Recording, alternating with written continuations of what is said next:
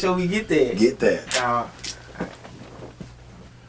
But for sure, appreciate you, man, for bringing me on, man. It's my first interview, so, you know, it mean a lot for sure, man. It's about time. It's been time for sure, you know. Hold up.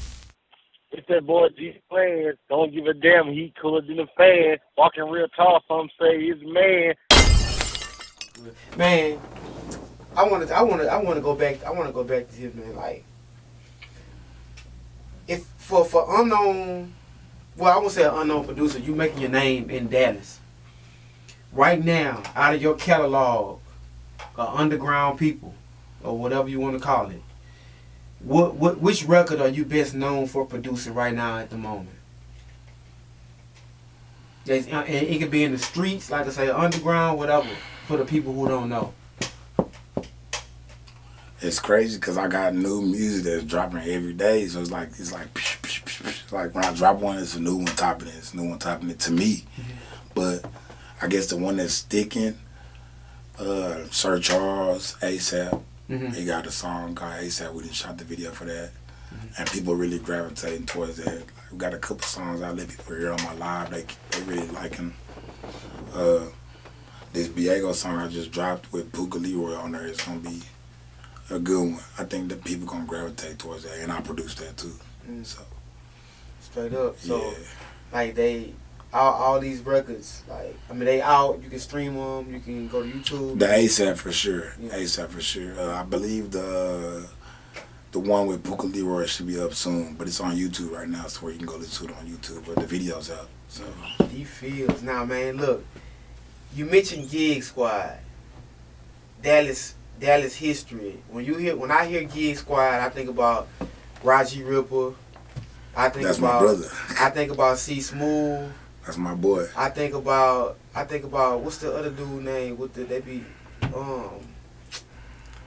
I don't know who I know them. It's another dude. I can't produce that. Demo, Boo Boo Blast. Chub.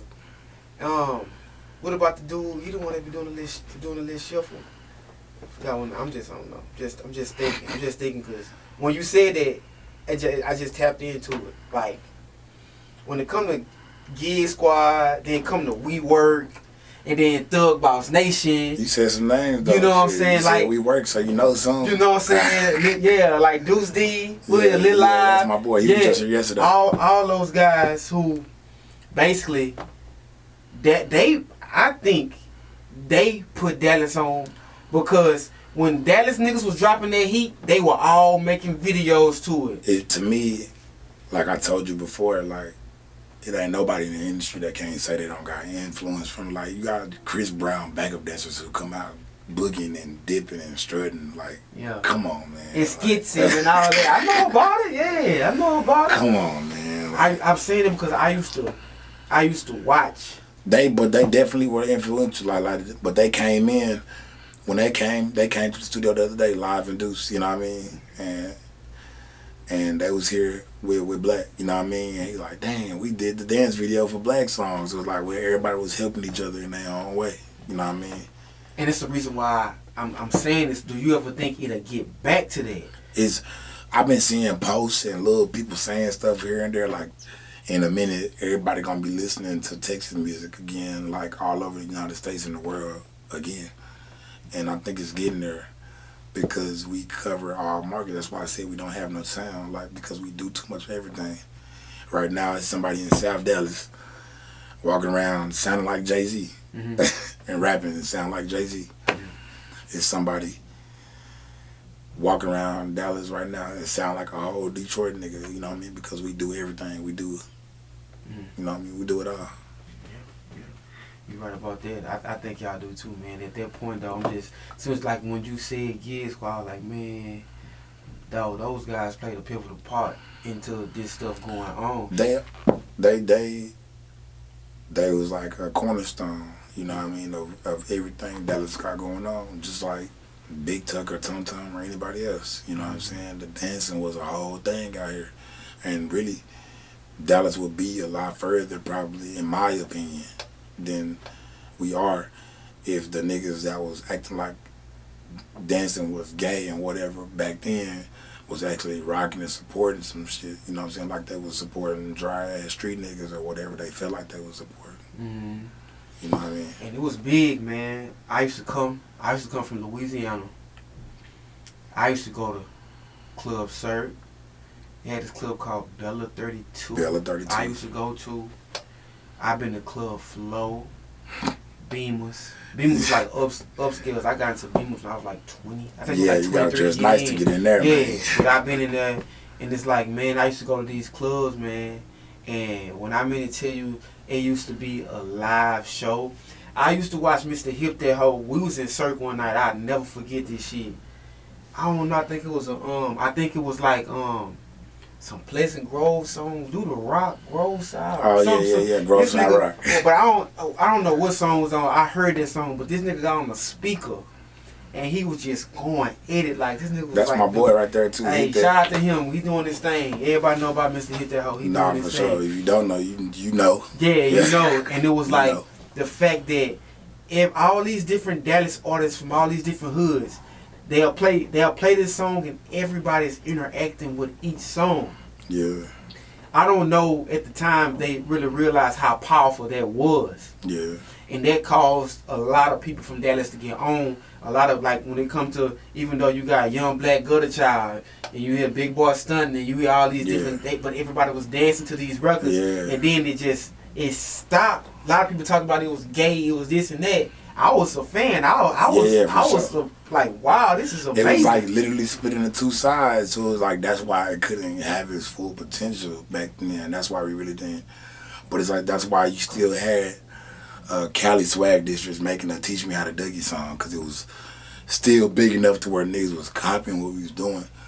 But it's like, we could have went another 5-10 years and even been, you know, maybe had a record label down here. It could have been. You see what I'm saying? It still could have been going on right now. We could have had a record label down here by now. You see what I'm saying? Yeah. Or like a real record label. You see what I'm saying? Like a real powerhouse down here on some shit. You know what I mean? You know what I mean? Like I said, it ain't saying that we not or don't nobody not or nobody working towards it, but you know, even Houston got certain cornerstone shit in the industry that Dallas will never have, you know what I mean? And that's why they get certain recognition in Texas that we don't get in Dallas. Crazy. Yeah, Dallas and Houston definitely has his thing. And now, I've mentioned a few guys that I've interviewed that you've done production for, that you recorded for. I hear a lot of new artists with the Splurge flow coming out of Arlington. He from Arlington. Yeah. A lot of people say, oh, Spurs have fell off, blah, blah, blah. But when I mean to tell you, everybody's like rapping off beat, like their unorthodox flow. Yeah. And they got a people gun. trying to tell me it's DMV flow, so I ain't never even heard no shit like that. That's what they say too, yeah. They say up in Maryland. I don't listen to DMV music, so I wouldn't even be able to tell you what it is or isn't, but I just know how we sound from where I'm at, you know what I mean? But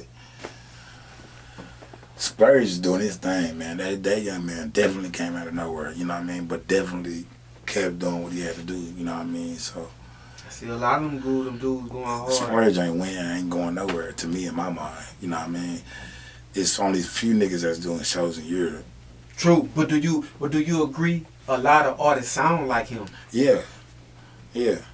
And they come with that, you know what I mean? I can't wait till I get big enough to where niggas trying to sound like me, you know what I mean? Or making Real in the Fields type beats on YouTube and shit like that, you know what I'm saying? I ain't gonna feel no type of way, you know what I mean? I want y'all to do that, you know what I mean? Because hopefully you find some version of yourself from that, you know what I mean? But all right, from a producer standpoint, because people, I'm pretty sure people look up to you as a producer. You're an upcoming guy.